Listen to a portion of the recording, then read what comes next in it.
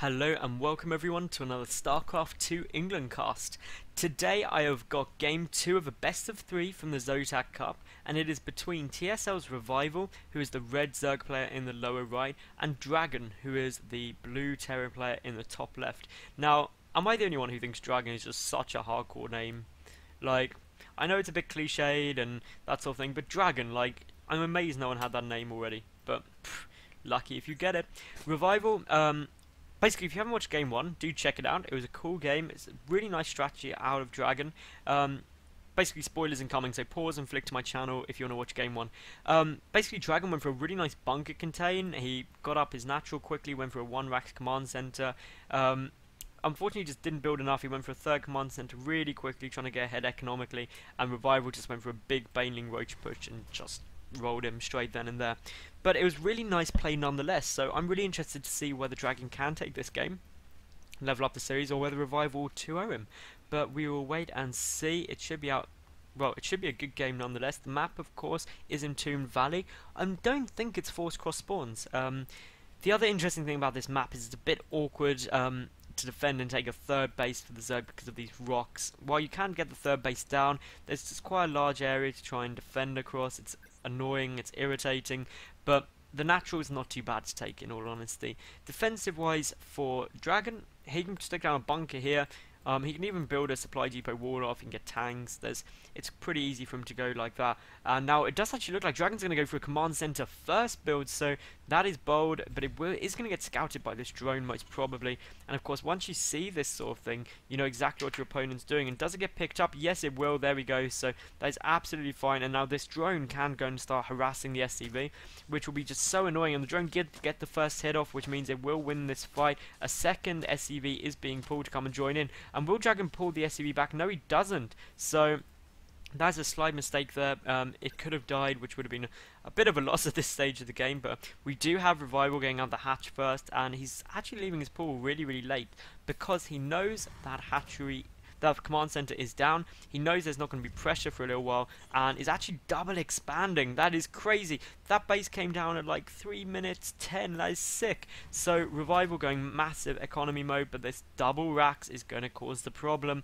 Obviously, this is not the sort of map you want to be trying to take a quick 3rd on, because it's just a bit awkward to defend it. Zerglings take forever to take down rocks, so this could play out interestingly, especially if we get a lot of Marines out of these racks. It could be very, very fun. No gas coming down yet, and a 3rd rack following this up. This is absolutely beautiful play.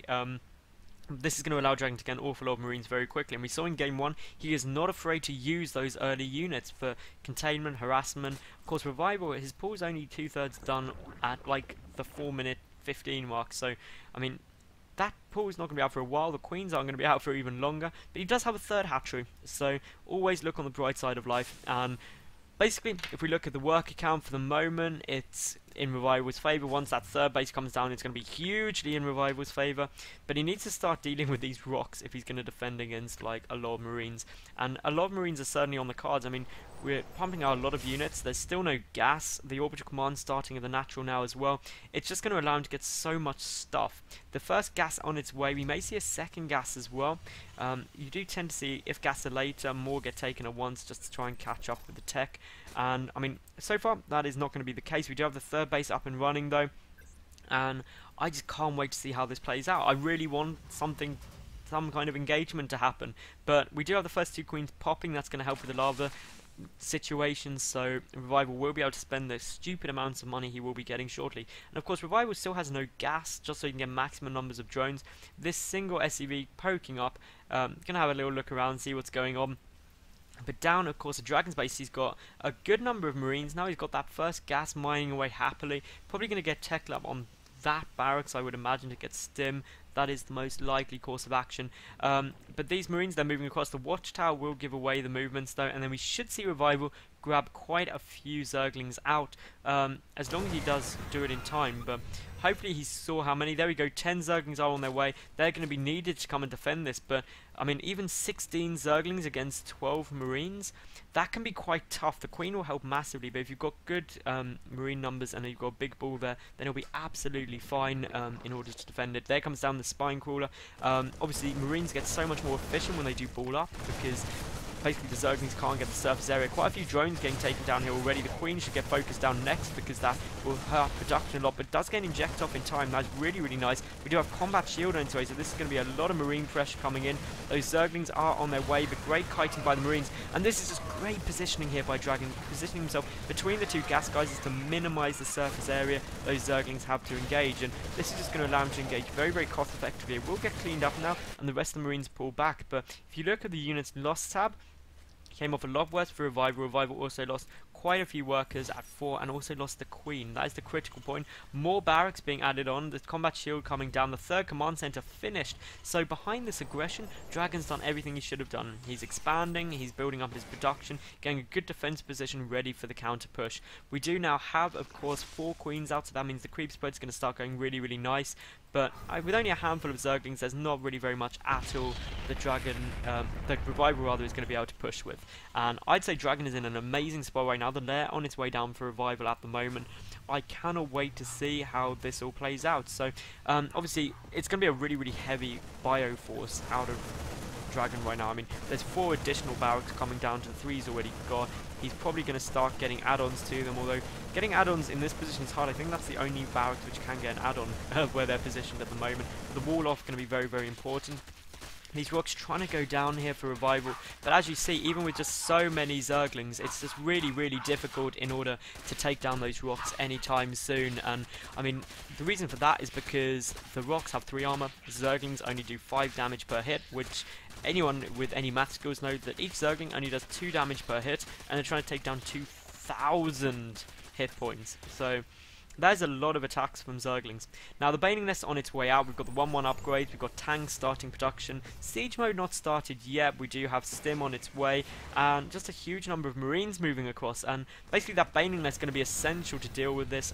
But I'm glad to see Revival getting that Baning Nest. There was a game I cast of Idris a little while ago now where he got very, very cross and BM because his Terran opponent went for a proxy 2 racks and then into just mass racks in order to try and basically beat Idra. Idra didn't get down a Baning Nest, even though he scouted it coming, and then got really cross when he lost. But for all the Zerg players out there, if your opponent is getting lots of Marines, get Banelings. Like, seriously, that's just how you win. It's easy then. Banelings just do so well against Marines. Banelings do not want to engage the rocks though, that'd be a mistake. So glad that worked out well.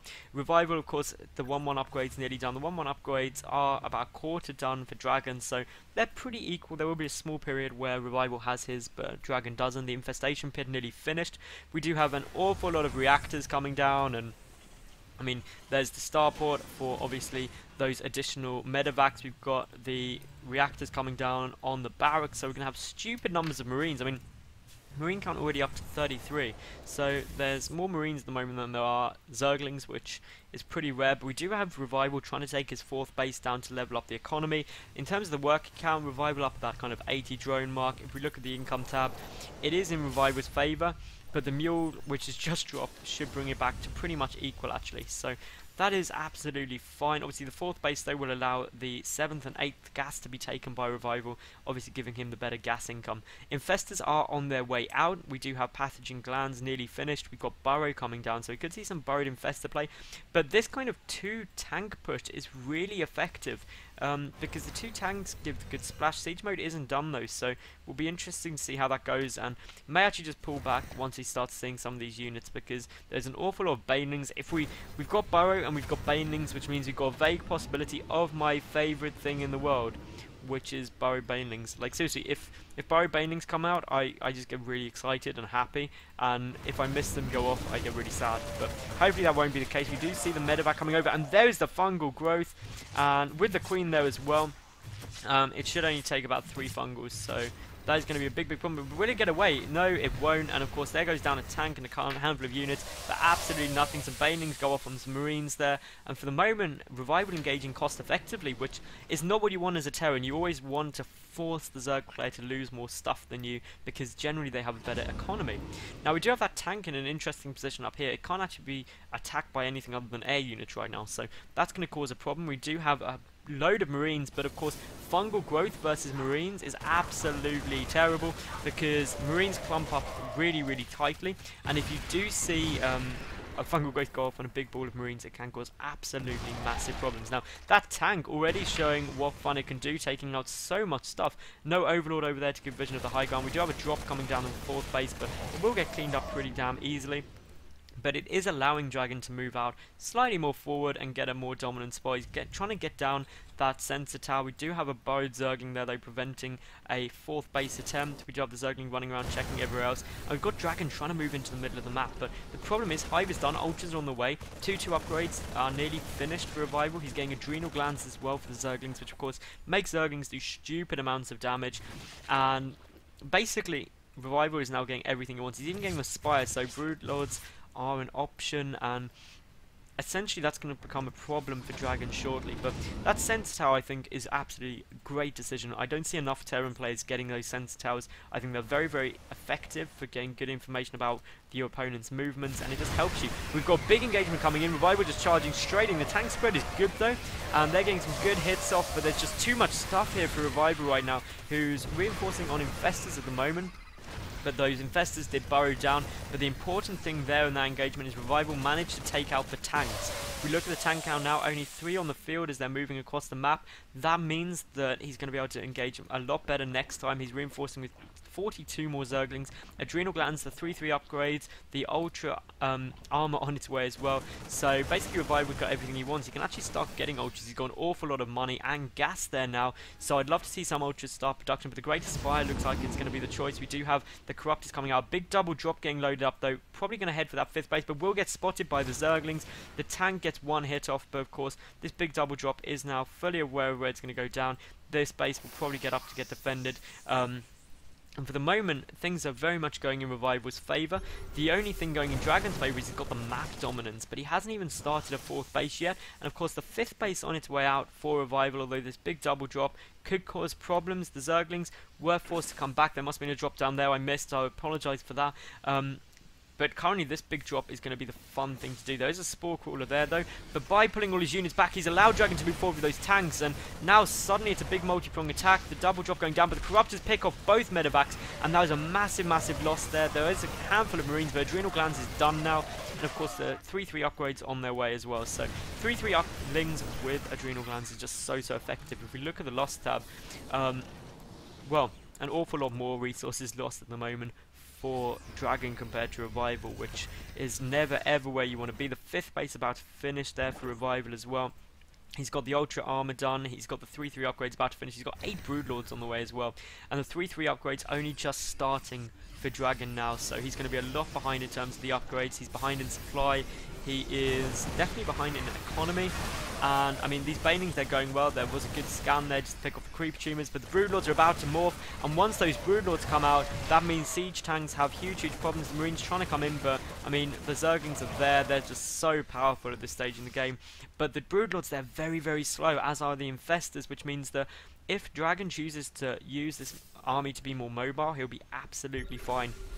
But the Broodlord numbers there getting high, and Broodlords obviously mean that tanks have to unsiege, because otherwise they start shelling their own units, which is never fun. And then of course the Zerglings can get in very easily. The 3-3 upgrades about to finish, the 3 armor done, the 3 attack about to finish in the next kind of 5 seconds or so. At which point Dragon is going to have a nightmare. 3-3 Zerglings and well, Broodlings as well do huge damage, as you can see here. They're just picking off these tanks ever so slowly, dealing damage, just preventing them staying up anywhere near as long. Banelings morphing in. Revival now maxed out, and he's got a huge bank. He needs to get those gas up and running though. He needs as many gas as he can, up to 10 now. And of course the 4th base is over there now for Dragon, but there's a burrowed Zergling, which means a scan will be wasted. 2 more starports coming out, because Viking production needs to be to the max right now. There are currently only 2 Vikings on the field, and there's a lot of Broodlords. The Corruptors are there still. Obviously they will supply air support, but we do have here Dragon doing a nice little move, trying to sneak around the back, but there is that creep spread there, and of course the creep spread will help massively. The tanks will probably siege up in a good position here and try, and they'll be able to pick off that Ultra Cavern. And of course, Marines getting dropped up as well. We do have the Spore Crawler, we do have the Zerglings coming in, the Broodlords coming in, a massive Baneling hits go off there, and just such huge losses. And of course, the Broodlords are now going to be able to be absolutely devastating to these tanks. One goes down, a second one will fall as well. And of course, if we look at the kind of army supply well, this is definitely not fun. I mean, Revival's about 20 supply ahead right now. He's still picking off a lot of units, and I mean, cost-effective wise, he's just engaging so much more cost-effectively. The Medevac's were forced to pick up a lot of stuff. We do have a tank up by the 5th base, which is being really irritating.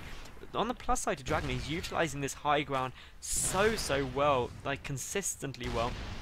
But overcome the Broodlords, and there's a handful of Marines there, but against that many Broodlords they just won't engage well, and even the tank shelling its own units, and that's never fun. Everything gets cleaned up there. The Corruptors are there as well should the Medevac want to get taken down, but we've got a huge drop gearing up here. One Medevac will go down. Unfortunately it doesn't have anything in it though, but here comes over the Queen. We've got Ultras out as well now. We've got the +1 air armor upgrade coming down. We've got a big movement down here from Dragon.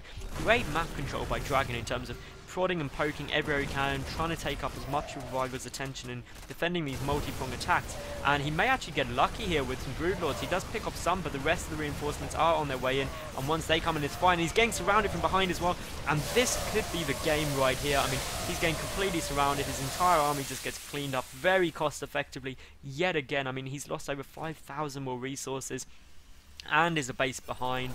I mean, in terms of the income, he is ahead in the mineral income, but about 300 less gas being mined a minute by Dragon, so that's basically meaning the Revival is essentially getting an Ultra Broodlord Infestor army. Now, it doesn't take a genius to realise that is pretty much a massive death blow, but here are all the Broodlords. The tank's moving into them. One tank goes down for essentially nothing. Some corruptions going down on the Thor as well, allowing it to take extra damage.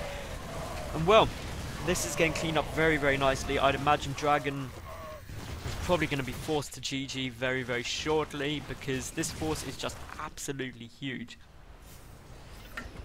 Well, this is just going to go down. I reckon we should just watch it. Obviously everything is getting completely taken out. The fungal growths are great, and there is the GG from Dragon. So that means, of course, Revival takes this series 2-0. So thank you very much for watching. I hope you enjoyed. Please thumbs up the video, subscribe, new top level games up every single day, and of course leave a cool comment or follow me on Twitter. But most importantly, thank you very much for watching, and I'll see you again soon. Bye for now.